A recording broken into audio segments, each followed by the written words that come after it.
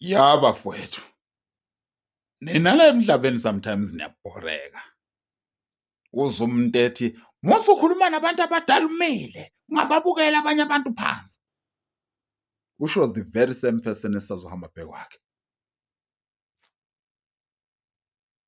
Fike ngimbukele phansi lapha ngimtshela ukuthi njengamanje baba sihlaba imbuzi. Sihlabela lo. Na sizokumema nawe ube kanye nathi. Kodwa uze kahle. Sikutshela okokwenza. Awukho. Sihlala phekwakho, sihamba phekwakho, sidlela phekwakho. Awukho.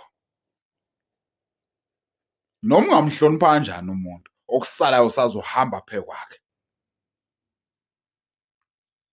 Siphuze amanzi ahambe phekwakho. Sichame umchamo udlule phekwakho.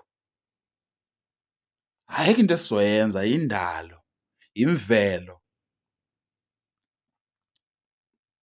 Respect at your own risk. Akungapheli kuyahlola. Ngisoleni ngoba vele iqiniso malikhulunywa yimi liyababa. Labantu enibahloniphayo basazofa bonke. Okumele ukwenze nje wena ukubhasopa ungafi kuqala. Wow. Umthwalo uboshiwe.